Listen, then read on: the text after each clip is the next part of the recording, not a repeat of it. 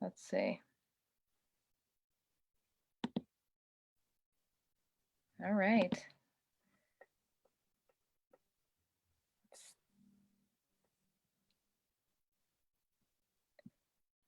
See if we are up and running here. I'm looking for you. Says meeting is now streaming on Facebook. So let's see it. Sometimes there's a little bit of a delay. Got it. Okay. All right. I gave you a thumbs up.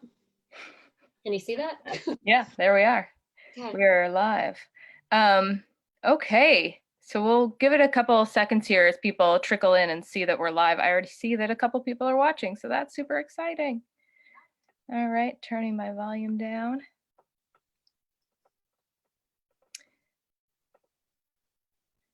For folks who are tuning in, I'm just writing to tell you all to put your questions in the chat box if you have questions for us for today.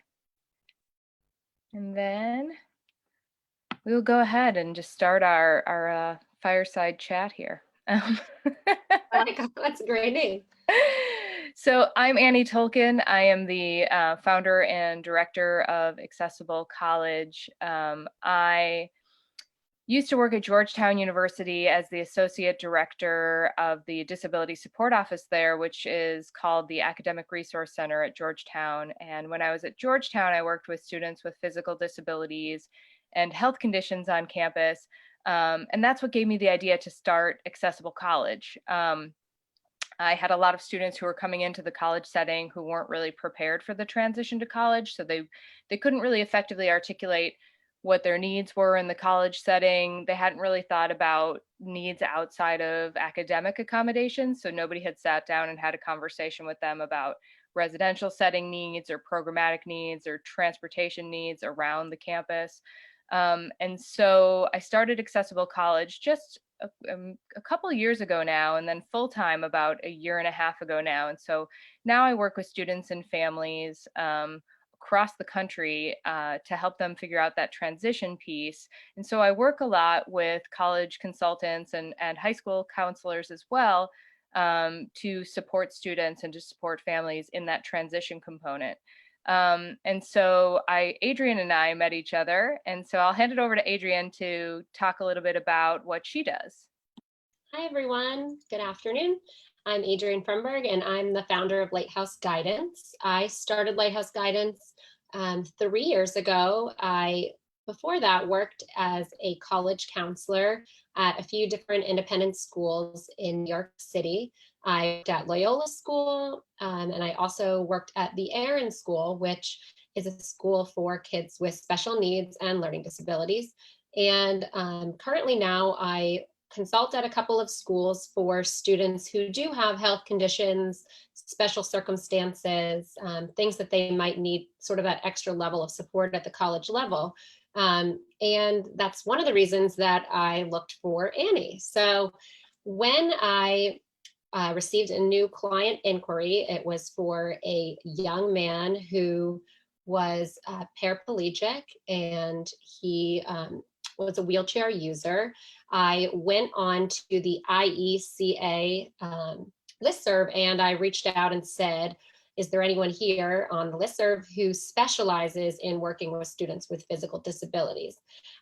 With my experience, I know a lot about the college programs that have extra learning support and extra mental health support for students with various health conditions, but working with someone who was a wheelchair user was new to me. So I was really lucky to receive multiple recommendations about Annie. And so for us, this has been actually really great because we've actually teamed up and now are both working with this client. So in terms of my deciding to work with Annie, initially I reached out to her and she and I spoke by email, and then we spoke by phone and I think by video, and we decided, what are the ways that we might be able to work together productively. With me, I would be focusing on coming up with a college list, and then I can collaborate with Annie in terms of how to figure out which are the programs that would be most supportive for this particular student.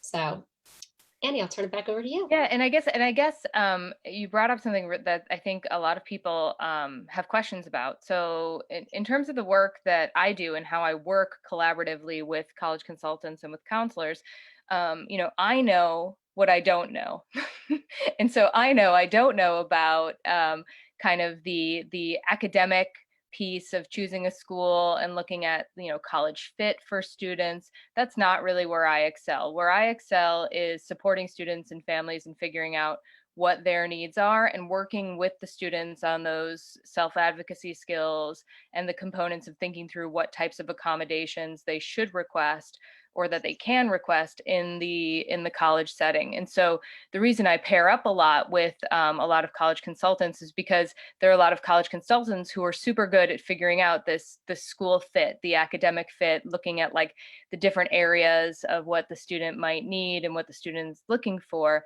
And so where I come in, and we'll talk about this as we go along, but where I come in is kind of supporting that process of figuring out what other needs the student might have in terms of, accessibility, if it's a physical disability, or thinking through some of the continuity of care components if the student has either a chronic health condition or a mental health condition, helping the student and the family think through some of the supports that the student might need and making sure that the student has those things in place ahead of time. So, and Adrienne, you can talk about this too in terms of your practice, but I do a lot of work with students in terms of coming up with a kind of plan for them, and we do one-on-one sessions. So if you go to my website, and I'll make sure that this is in the links too, my website is www.accessiblecollege.com.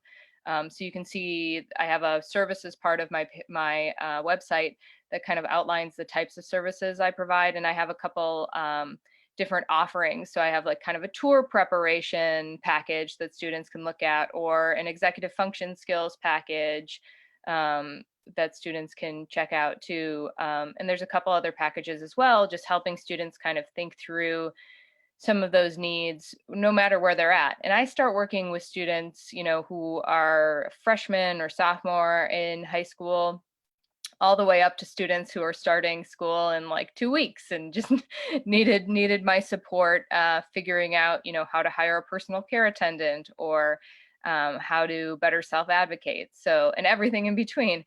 And so I work with students in a lot of different ways, but I know what I know what I don't know, and I know that the college consultants and the high school counselors have a better understanding of the different academic settings and some of those pieces. So, Adrienne, how do you structure your packages, and how do you work with students? Mhm. So for most of the students I work with, I would say that I more or less am being approached probably end of sophomore year, sometime in the fall of junior year. So the way that I kind of structure it would be for students who are juniors, more or less about twice a month, I'm meeting with them individually, either in person or similarly to Annie, I'm not just working with students in the New York City tri-state area, but also students all around the US. And this past year, I worked with a few students from abroad as well. So I have found really Skype and Zoom to be pretty effective. So truly, the earlier the better for me. I do feel like if we can start working together freshman year or sophomore year, there's so much room to really be able to discuss the things that the student is passionate about and ways that we can sort of develop their activities and their passions. So when it comes time to fill out their common application and their activities list,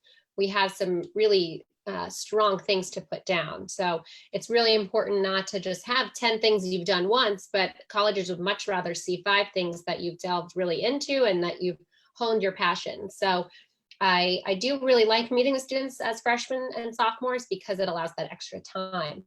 Something else for freshman and sophomore year that we can really cover is talking about what to do over the summer. Some kids would really like to get a job.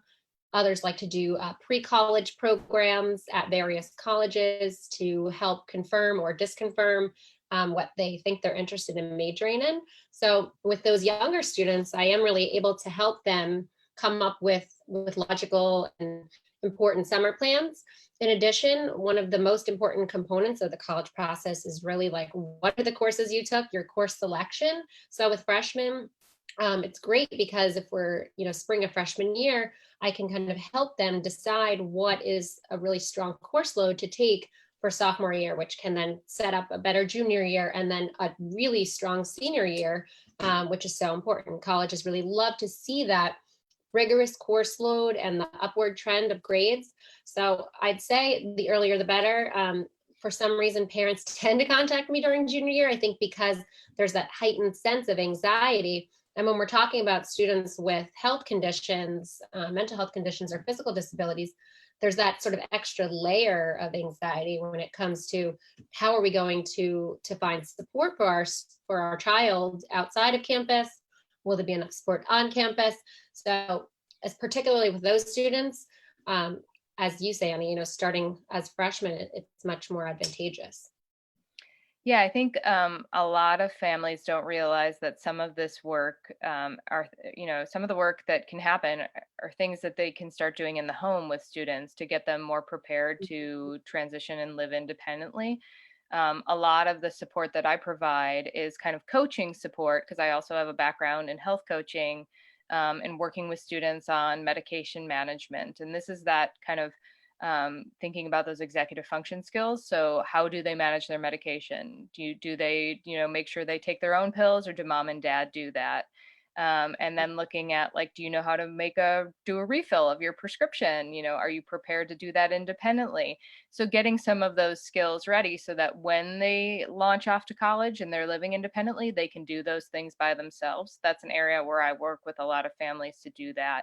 And this is kind of, I think, a great segue too, Adrienne, to talking about, so you talked about how we connected and you found out about me on the IECA listserv because other consultants recommended me. And then you reached out and we connected on the phone and maybe via video chat. It was a while ago now, so I can't remember. And so we talked about just kind of like how we could work together. And so one of the things that I do with most of the consultants, whether it's a high school counselor or another college consultant, is I come up with a contract that we share with the student and the family as well, so that we know about information sharing. So we have a waiver so that we can share information with each other. And that's just a generally good practice so that everybody knows kind of what information is being shared. Do you have any other things you might talk about with that? In terms of a waiver, yeah, one of the ways that I also receive referrals is because I do work with, a number of students with mental health conditions. A lot of times I have developed relationships with various therapists, psychiatrists, and neuropsychologists. And for me, one of the most important things is to be able to have those conversations with their therapists, because they are truly able to provide me with invaluable information that I might not have been able to get otherwise. A lot of times the parents' perception is different than what I would be getting from their counselor, their therapist that they see on a weekly or monthly basis. That can be really helpful. So one of the things that I usually start out with is, again, with that waiver of communication. So I might be able to talk to that person. Sometimes the parents also would really like me to speak with the guidance counselor at the school because the child has a strong relationship with that person. So for anyone that the child has that relationship with, I am always very open and encouraging of having that waiver signed, for sure. And with Annie and I, that's been really helpful because one of the things that we have helped this mutual client with is how to structure his college visits. So Annie has had such a huge impact on this and been able to really help fill me in on what are the important things to really be asking when he is going on the colleges that he and I are discussing for his college list. So taking an actual visit to the Office of Disability Services or of Accessibility is so important when on campus. Yeah, and so a lot of people don't realize that they can actually have a sit-down conversation or a phone call or a Zoom chat with the Disability Support Office on the campus prior to being accepted to the school. The kind of caveat there is the Disability Support Office will typically talk with the student. They may not confirm what types of accommodations they will give the student, because they won't do that until they've actually seen the student's documentation. But that visit to the disability support office can really give that student and that family a sense of what that disability support office is like, what the vibe is, and they can get a good sense of the people who are there. Because something I say all the time is that those are the people who are going to be supporting the student, if they have an issue or a need on campus. And you want to make sure that school is a good fit for you, and that those people are a good fit for you, and that you feel like you can connect with them and you can share information with them and you can get support from them. And so I always tell students that I work with that kind of interviewing the disability support office is a critical part of their college search process. And so when Adrienne was saying that she, worked with the student on a college list in terms of the academic fit and the kind of campus vibe he was looking for and the class size that he was looking for, what I did with our mutual client was sit down with him and talk through some of the questions that he might want to bring up for the disability support office and some things to look for when he was touring these campuses physically. So the student that we work with mutually uses a wheelchair. And so there are some pretty kind of unique needs and considerations that he might want to be thinking about when he's touring a campus, right? And so one of the things that I did with that student was we sat down and we looked at his high school accommodations and the types of accommodations he gets in high school, and then we translated them to the college setting. A lot of people don't know that your accommodations in high school might be different from the accommodations that you have in college because the laws are different. So in high school, it's the Individuals with Disabilities Education Act, or IDEA. And then once you go to college, it switches over and becomes governed by the ADA, the Americans with Disabilities Act.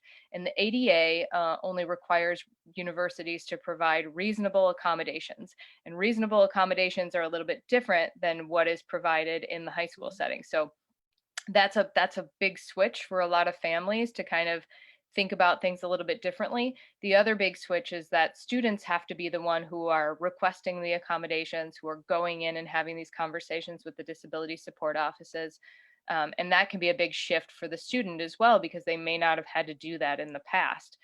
So for the student that we work with mutually, he and I worked on kind of what his high school accommodations were and looking at what they would translate to in the college setting. And so we came up with an accommodations list, which was great for him to have with him when he was going and having these conversations with the disability support offices. And then we also worked through like what were his questions, and then what questions did I recommend that he ask just to get a better sense of the place. And so one of the questions that I had him ask was, how many students do they currently have registered on campus that have physical disabilities and use mobility devices or wheelchairs? And the reason I had him ask that question is because it gives you a sense of like whether or not they've worked with people who use wheelchairs, or if they have like a high number or a low number, or it just gives you a sense of what their familiarity is with people who use mobility devices. And then the subsequent questions after that were about, can I be connected with students who use mobility devices who are currently on campus? And that's always a good thing to ask, no matter what the condition is. If your student has, an autoimmune disease or epilepsy, or they're hearing impaired or whatever, being connected with students who get services through the Disability Support Office can be really helpful in determining, what the challenges are for students who are currently there, and also to get really, if the students have any positive feedback too, or like things that they've done that have been helpful for them, or that they wish they knew when they were a first year student. So I had him connect with the schools to ask for those, to be connected with those students as well. And then I had him kind of break down his questions into like specific testing related things, because the student uses assistive technology when he takes exams. So he either uses Dragon Dictate, which is a voice dictation software. So he speaks and the computer types it up, or he uses a scribe. So having a physical person there to actually write out his answers. So his questions related to that were, how would this work, or what would it be like at your university, or do you have other students who use these types of services? Um, and then we came up with a lot of questions too related to housing, because something a lot of people don't always think about is that accommodations are not solely for academics in the college setting. If you need accommodations for housing, the Disability Support Office is usually a part of that process, or they can point you to who is. So for a lot of students who have physical disabilities, specifically wheelchair users or have other mobility impairments, there's a lot to think about when you think about housing, because someone who might need to go to like the dorm and get into the door using a swipe card, for most of us that's not an issue, but for somebody who has a physical disability and might have limited hand mobility, using a swipe card might not be feasible, right? So one of their questions might be around what other options might be available to them on campus. And there's a lot of little kind of, they might seem like little details, but they're big when you're trying to live independently on that campus. And so what I do with students is help them think through those little details so that they can ask the right questions when they're there, or that they can email the people at the Disability Support Office and see kind of what can be done, or help brainstorm, or figure out what types of accommodations or what types of things they've put in place either for previous students, or what they'd be willing to do, for the student should they choose to apply, or should they choose to accept and go there.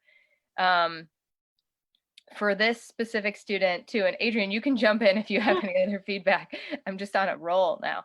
No, For helpful. So helpful, I feel like, because all those things you're listing off, I feel like, as you said, they can be very small things, but it was interesting because our mutual client went out to California and saw a number of schools, and I think yes, he maybe liked a couple of the campuses, but even if he liked certain campuses and the area that it was in and the city that it was in, I think he was really surprised with some of the colleges, with the way they portrayed themselves online, and then what he saw when he was in person. So I think as a result of the questions that you prepared with him, it really will help us in terms of tailoring the list, because now if they're not going to be able to support him in the way that he needs, we are now cutting that school off the list. So it is very important, I think, to really go in person. And as you said, I think having a phone call or speaking with students who can really talk about what it's like to be on campus and be a student there receiving services to just verify that what they're describing is happening for them, it's the most important thing. So I think for this particular student, he's very lucky because he has parents that are willing to go pretty much anywhere in the United States to take him and visit these campuses. So for me, it's important to know, again, as you said, to look at the majors that he's interested in. He's pretty interested in creative writing. So for me, looking at the schools that have creative writing as a very strong major, and then looking at the environment, taking note of, is the campus, does it have a lot of hills? What's the weather like? All of those considerations are really important when making that initial draft of the list, so he can then decide and trim down which are the ones that he would really like to go visit. Then making contact with Office of Res Life, making contact with the Disabilities Office when he's there. So it's really so important, and I'm glad you brought that up. Yeah, I mean, and the housing component too for this specific student that we are working with together, he also needs a personal care attendant, and this is something that a lot of families aren't aware of prior to transitioning to college. So if you have a student who receives a one-on-one aid as an accommodation in their high school, um, that is not an accommodation that transfers over to college. So if a family needs the student to have a personal care attendant, the family has to hire a personal care attendant to live with the student on campus if the student's going to be living on campus. And there's a couple ways that plays out. So sometimes students will have a family member who goes and lives with them on campus and acts as their personal care attendant. Other times the family will either do a hire, hire a person that they know or a person that they've vetted, or they'll work through an agency in that state to hire a personal care attendant. And that doesn't get at the payment pieces of this, which is actually the trickier part. So it varies from state to state and person to person. But I typically encourage students to connect with their state vocational rehabilitation office to see what sources of funding might be available to them. For a lot of students, Medicaid is an option, but Medicaid may only cover a certain number of hours of the day that the student needs. And if the student needs a 24-hour care attendant, that can be a little bit tricky. So the parents might have to pay out of pocket for some, and then Voc Rehab or Medicaid will pay the other portion.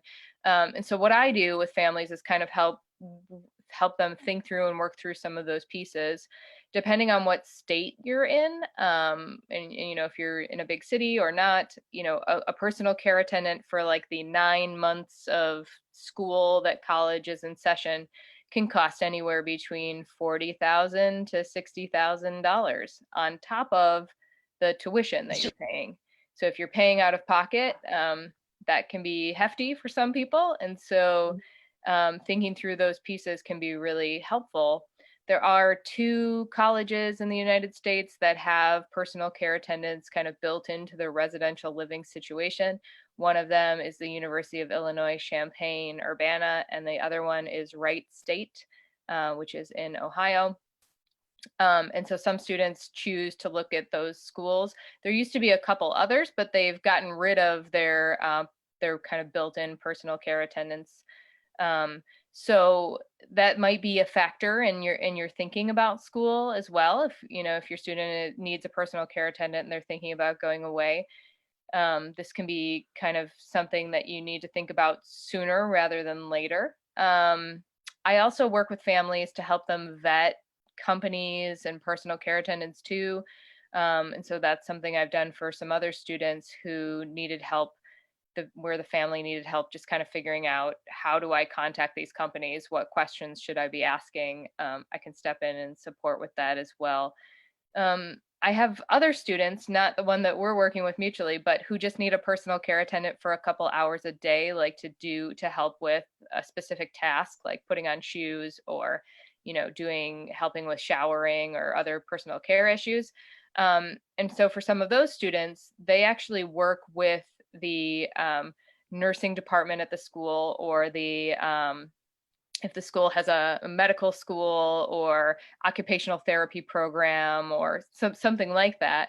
And we've been able to kind of come up with creative solutions where they connect with a bunch of students and they pay those students an hourly rate, and they have like a whole chart of students who take turns, and it's a job for those students. So the family is still paying those students to be, employees to help the student with personal care needs, but it's a little bit cheaper because you can pay them like whatever the state's hourly wages. And and they have kind of people who are their own age. Maybe they want that, maybe they don't. And that's another thing to work with students and think about too, because some of the students, this may be the first person who's not their mom and dad who is like assisting them with personal care issues. And so that can be kind of awkward for some students. And so there are some conversations to be had around that, around, how do you feel about this, and boundaries, and navigating being an employer as well as being a student for the first time. So there's a lot to kind of unpack when it comes to that issue.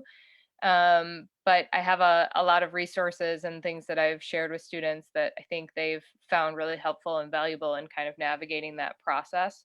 I also do post-transition coaching, so I'll work with students once they're in college too, to kind of connect with them to see if there are issues that are coming up or things that they want to talk to me about that they might not want to talk to mom and dad about, for whatever reason. So that's another area where I work with students too. And for the student that we're working with together, this is something that we're going to have to kind of navigate a little bit further down the line. Once he chooses a school, I'll be supporting him figuring out how to get that personal care attendant in place. Mhm. as a side note, from the school side, if a personal care attendant is coming to live on campus, most colleges have a process by which they allow that personal care attendant to live on campus. So you would work with the disability support office to figure out what that process is on that campus so that the person could have a card to get into the dorm. Mhm. So that's always a big question. There's always questions about like who pays for that person's room. Right. That's Um, a good, and it wasn't, I think on his recent visit, I think was it Stanford that provided the joining room yeah. for the student, which I don't know how common that is. Maybe that's something you know, Annie. I don't know how common it would be to like live right next door to the person or not. I mean, I think for this student was, kind of we went pros and the cons of each of his visits, which is usually just a helpful tool for us to decide, is this the college we're putting on our college list draft or are we taking it off? And that was definitely accusatory, and was having that PCA option right next to where he would be sleeping.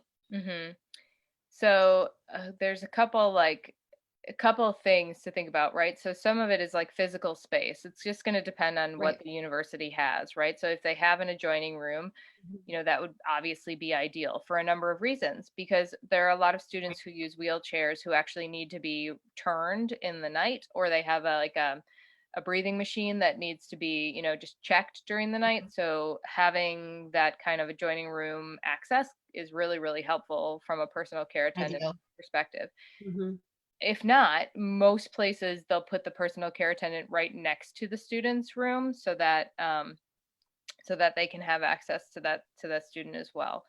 And so just, those are the types of questions that you would want to ask if Mm-hmm. you need a personal care attendant to live near you.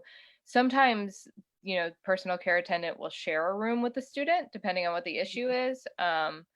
So that's like another option. Like if you don't have a ton of medical equipment, because some students have a wheelchair and maybe they're bringing in a hospital bed or just other equipment that they need for physical therapy and stuff. And so there's just not a lot of room in an Mm-hmm. 8x8 room Yeah. for all the stuff or in an 8x10 room, whatever. And so there's just like some logistical pieces to think through in regard to having a personal care attendant. Obviously, if you're a student who uses a wheelchair, you'd want to request through the housing process and through the typically which runs through the disability support office to have an accessible room. Mm-hmm. And you'd also want to request a room that has a accessible bathroom as well. Um, I think for this shared student, Annie, I think one of the great things was that he had that experience. I think the past, I'm not sure how many summers in a row, but for him, he had already kind of had that experience of going away, doing summer camps, having a PCA go with him. So this transition, and you and I know this, he's very mature and I more self-aware and great self-advocate. So definitely those are skills I know Annie works on, you work on with clients, is that advocacy piece. And that's something that I do too, is kind of preparing, being able to wake yourself up, all of those things that executive functioning wise that students really do need to prepare for in order to make that successful transition to college. Yeah, and I mean, I have a couple other students I work with too who have physical disabilities and have maybe been involved in adaptive sports and Mm-hmm. stuff in high school. And so there's a lot of camps that they go to that are on college campuses, which is another great way to just kind of get a sense, a flavor of what that college campus is. And one of the things that I recommend to students and families is to either do a high school summer program, just like kind of Mm-hmm. what you were saying, like Right. So go cool. go to that college campus, spend Mm-hmm. some time there, work with the disability support office because you'll have to, even if you're in a high school Right. setting and you're taking a college class and see how it goes.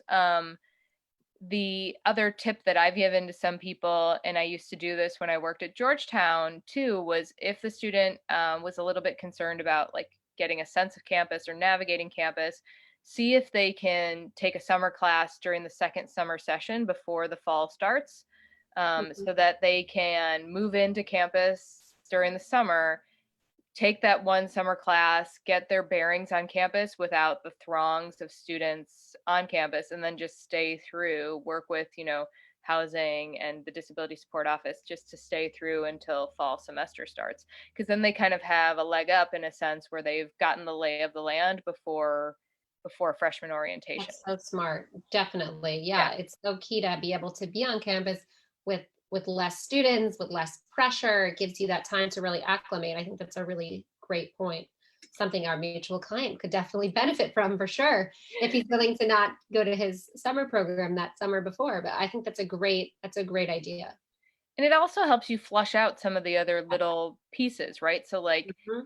the things that I've talked about with our mutual client too are like dining services. Like how are you going to, if you go to breakfast and let's say, your personal care attendant didn't come with you, for whatever reason, you told them not to or whatever, or you just wanted to go independently, like you want to know, like, can you get support getting your food? Like, who should you ask for support getting your food? Mhm. Like, because if you can't carry that tray, you want to know that there's a person that you can connect with, and a lot of times, like, as students make friends and get connected with people on campus, like, students work together and they help each other out and they support each other. But having those conversations up front to figure out like what would it look like if I needed to go to the dining hall by myself and how would I get the stuff that I need. Mhm. um it's just a good conversation to like seed these conversations. um Definitely. when I'm seeing a lot of positive feedback here on our Yeah. on our comments. If people have questions too, we're happy to take your questions, so just type them out in the chat box. We've MacGyvered this so that we can get the questions and have the Zoom going and everything going. So if you have questions for us, just type them in the chat box and we'll answer them. I also wanted to just like touch one more question that the student actually had as he's been looking at schools. Like you mentioned, Adrienne, some of the schools that he's looking at are on the East Coast, some are on the Yeah. West Coast. He had some questions about, inclement weather and what the university's practice was around like clearing snow and That's a huge factor. I mean, it's valuable to ask that question. I know if he was looking to go to Cornell or looking to go to upstate New York, that would certainly be a consideration for sure. yeah. So um, one thing that I find really valuable, and this will work for students with any type of disability, um, the disability support offices won't tell you, yes, we will give you this accommodation, or no, we won't give you that accommodation. But a real fun trick is to give them a scenario, right? So remove the student from the situation, but give them a scenario and say, like, if there was a student who had these types of needs and there was this issue, tell me about how you would help the student solve that issue. Hmm. Yeah, I think To it's give a those great, open-ended questions. definitely. I think putting them on the spot because, at the end of the day, they are going to be the people that are going to be there to support throughout the 4 years. It's so important to be able to make sure that it feels like a real genuine partnership. And that the will be able to get the access they need to get their bachelor's degree.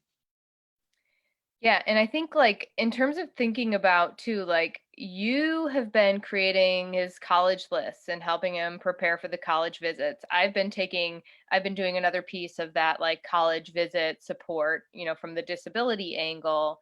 And then we both check in with him. We should talk a little bit about like how that Yeah. works and how we share information.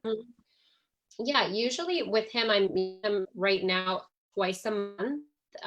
That is going to ramp up now because we are kind of getting into the season of when we would start reading his college essay and thinking about all of the supplements. So far, after each of the meetings that I have with him, I will write a summary of the things that we discussed during our Skype call, and then I would also CC or BCC Annie on that. So she would be aware of all of the things that we talked about. And as well, I use one of the platforms that a lot of consultants use. It's called College Planner Pro. So it kind of keeps an ongoing to-do list for the students. So it will say like, when is the task starting and when should it be completed by? And it will give him an email to remind him to do things. So if I'm saying to him, I need you to be working on your video portfolio between now and the next time we meet, he would get a number of reminders. So this kind of wouldn't fall through the cracks. So that's a place for me really to keep the list of the colleges he's considering, the list of colleges that he's definitely applying to, any tasks that we have going, any test scores. It's really just for me a great tool to stay organized. So, but as far as communicating with Annie, we're definitely in communication after each of the meetings that I have with this mutual client to make sure that we are all on the same page. And, if he's listing things that he liked and he didn't like about the college visits, I certainly want Annie to be aware of all those factors as well.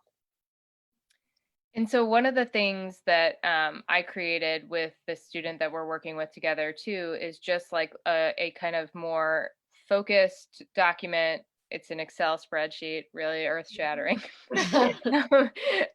where we list all of the schools that he's visiting, and we just have different criteria about the physical accessibility on that campus, right? And so as he's visiting these schools, he's making specific notes or kind of doing a checkbox about whether or not they had something that he was seeking. And this just helps. This will help him just kind of think through what different schools have and kind of give him a visual representation of the things that one school had versus another, which could be important in the end in making his final decision. It's really tricky to say like, he won't go to school there because they don't have something, because if that school had a really supportive disability support office who, gave the impression that they would work with him to figure it out, he really liked the academics there and really liked the vibe of the school, then he might choose to still go to school there even if, they didn't have some specific feature that he had been looking for. So, it's not a zero sum game. Sometimes it's like a little bit of this and a little bit of that, but you really want to make sure that the people in the disability support office and the information you're getting about that school and the disability support office is telling you that those people in the disability support office will actually work with you to help you figure it out, right? Like that's the biggest piece, because a lot of these campuses, especially historic campuses, which just means they're old and not always super accessible. Right. It's not always going to be easy, and it's not always going to be easy to navigate campus. You'll probably have to go in a lot of back doors. You'll pray that that the push buttons are working. But what's super important is that you have good communication with the facilities people at that school and with the disability support office at that school, so that they can be responsive to some of those issues that you might face and help you figure out how to make it better, right? So one of the things too that I recommend to students is that they ask about classroom relocation as one of their accommodations, and priority registration as one of their accommodations if they have chronic health conditions or physical disabilities, so that they can make sure their classes are kind of in one spot and that they can access them too. That made me think of another thing that people always forget, which is making sure that the classroom is actually accessible. If you need an accessible desk or you need a specific type of equipment in that classroom, that's another type of accommodation that you can ask for.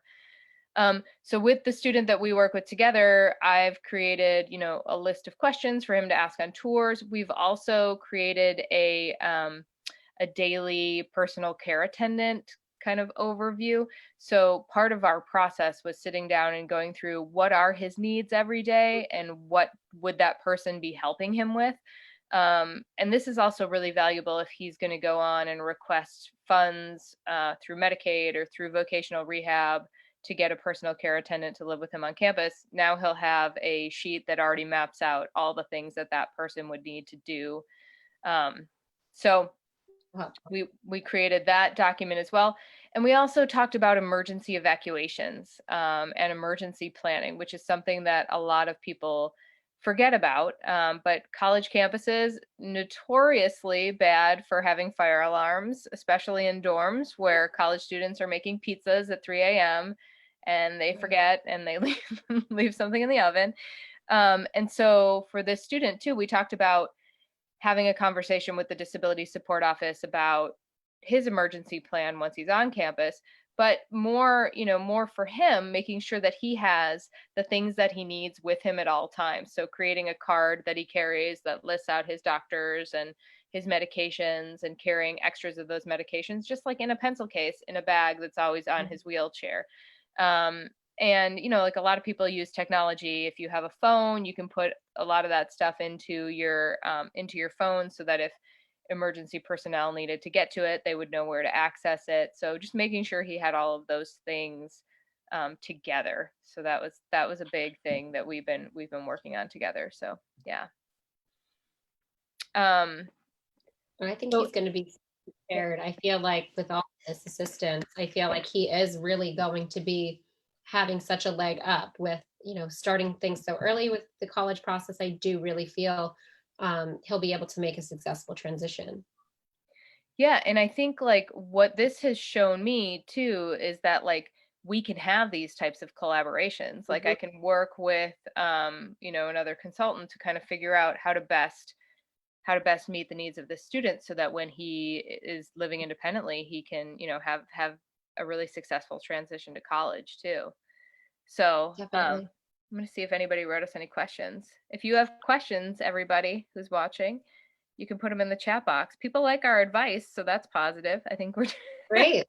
I think it's great to have someone to sort of bounce ideas off of as well. I mean, and for both of us, it's so great with each of the clients that we work with. It's great to sort of learn which are the campuses that are more accessible, and what we're experiencing and hearing that feedback from the students.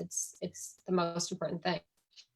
Yeah, and I think something that's been helpful for me too is just getting a better sense of kind of where the needs are. So since you work with such a wide variety of students, Mhm. that's really helpful for me to hear from you just about the different types of things that you're encountering, and the Right. things that people are raising for you.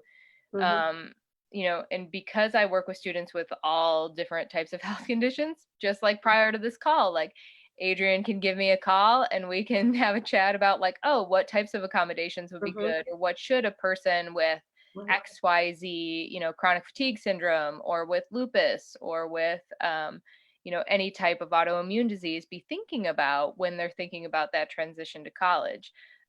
So I work with a lot of consultants too, just on that on that front too, to kind of Definitely. brainstorm. And so it's good to have that kind of relationship. Definitely. It's great to have a sounding board. I think, for me, one of the things as a consultant, it's so important to be actually on campuses. I do participate in at least, I would say 25 college visits a year. So, being on the campus for me, and seeing the campuses makes a huge difference in terms of being able to make strong recommendations to families. So when I'm on a campus tour, it's helpful for me to check in, see if I can actually, go ask these kinds of questions, to be able to give my clients that firsthand advice of what's going on these campuses. And then we got a couple questions on Facebook. Oh, So great. I'll read them out. So we have one here that says, do you often have team meetings with students, parents, aides, resource teachers, and college counselors at school? And then, so, second part of that question is, do you have any issues with FERPA, permission to discuss an exchange? Okay. So the first part of that question, it probably might be to me, but I'll answer it, and then if you have stuff to fill in, you can. So the team meetings with the students, the parents, the aides, the resource teachers, and college counselors. So a lot of times I'll work with the college counselor, and it kind of depends on the type of school they're at. If they're at a large public school, they most likely have a transition part of their IEP, so their individual education plan has a transition component. Students who have 504 plans don't have a transition component in their 504 plan. So they may not even have anybody who's talking to them about the disability transition component. So I do talk to college counselors. I sign a waiver with college counselors at high schools. I haven't had a student where I've spoken with their aide, but but I would be open to it. And I do talk with parents first. That's usually the parents who are reaching out to me first, and probably Adrienne as well, to have that connection too. Right. So I don't think we talked about this, but for me, I include all the parents on my correspondent with the student via email, so that parents can kind of track and keep up with what we've been talking about.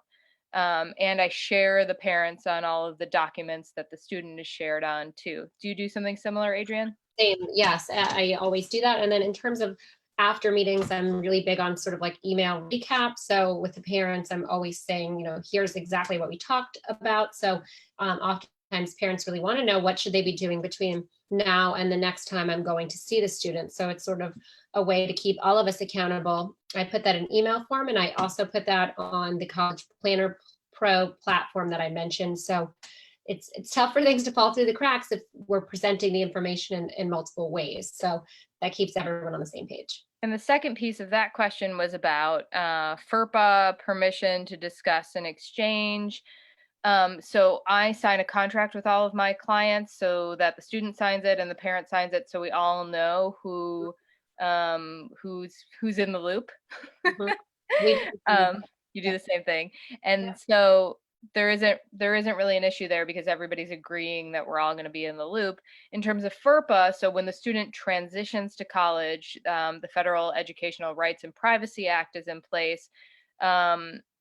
So the only way that I kind of interact with that, usually when the student is in college, if I'm still working with them kind of post transition, I don't connect with the Disability Support Office. What I do is I enable and support the students to have those conversations with the Disability Support Office. So hopefully when they're working with me, they feel like they have the questions and the self-advocacy skills to then be able to have those conversations with the Disability Support Office independently. That is my goal in working with them.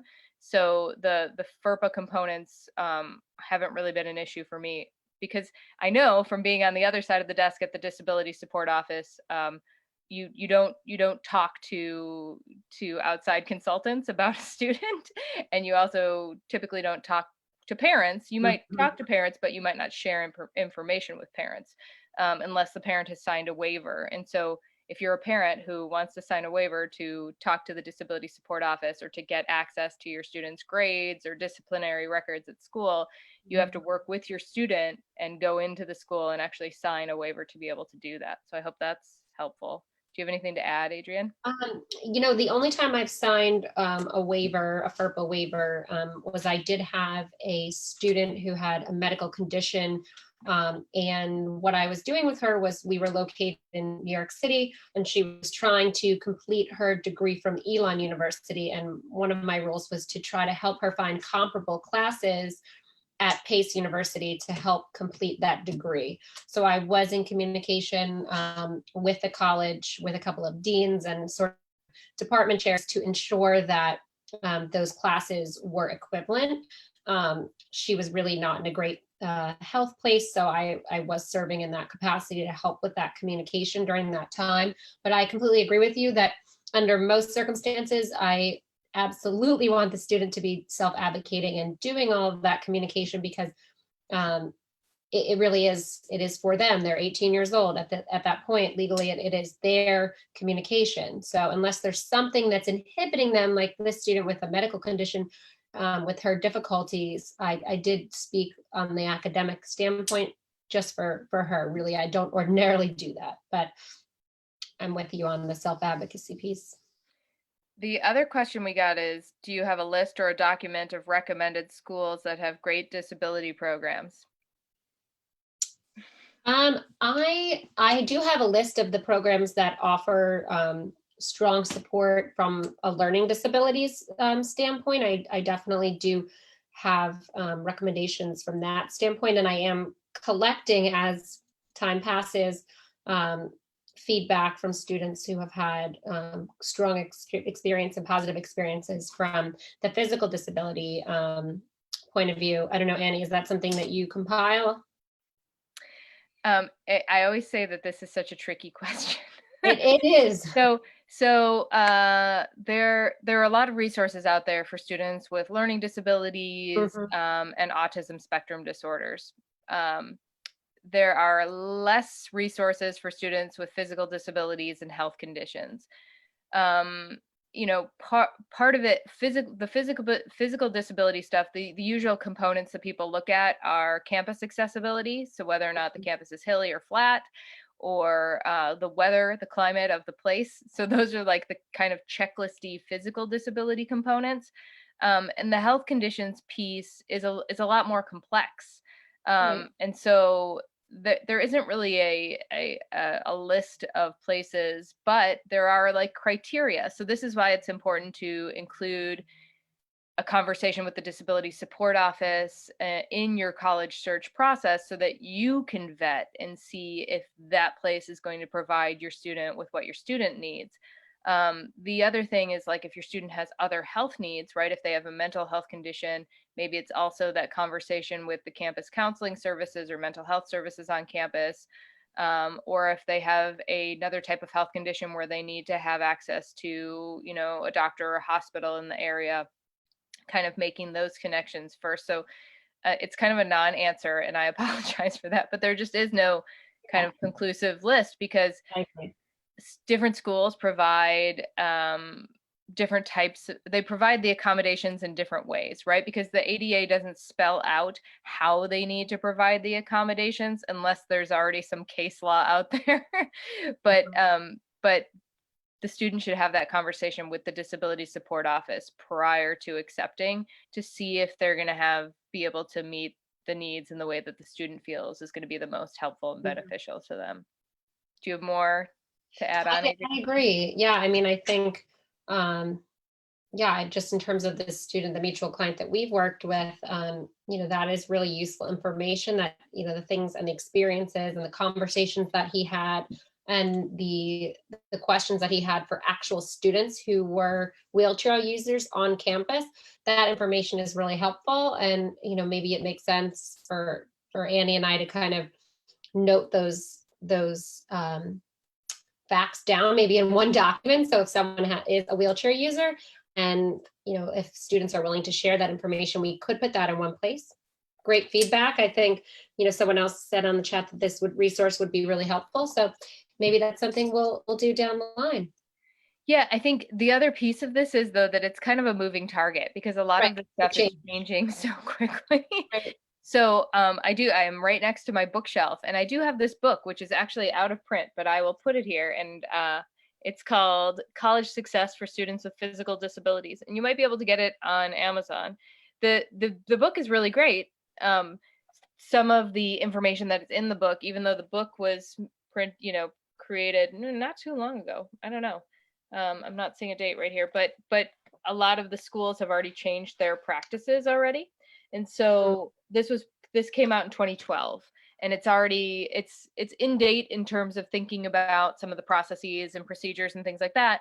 But some of the schools that it has a whole list in the back, no longer offer those services. So that's something to be thinking about too. It's just kind of hard to keep track. It's The also change. really Yeah. critical who those people are in the disability support office, because again, those are the people who are going to approve or support. And so those people change too a lot. There's a lot of turnover in disability support. And so, really connecting with those people is going to tell you, what you need to know and help you make that determination. Um, let's see. Do you have anything else to add, Adrienne, while we wrap up? Because we've just got a minute or two here. I'm not seeing any other questions, but for folks who are watching this after the fact, I'll let you think about that for a second. But folks who are watching this after the Okay. fact, you can always put questions in the chat box after this, and we're happy to answer them. And I'll make sure that Adrienne is tagged in this thread as well, so that she can see these things popping up in the chat box. But Adrienne and I Mhm. did a webinar the other day, which you can find. I'll put in the chat box too. It was about college transition for students with physical disabilities and health conditions, and it's on my website, so I'll put a link there, and you can watch that recording too. So you might find some of that valuable too. And Adrienne, what's your website? My website is lighthouseguidance.co.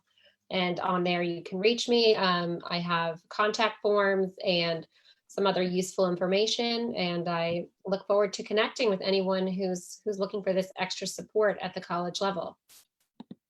Awesome. So we're going to say goodbye to everybody for now, and we hope to hear from you soon, and we hope you found this valuable. Thanks.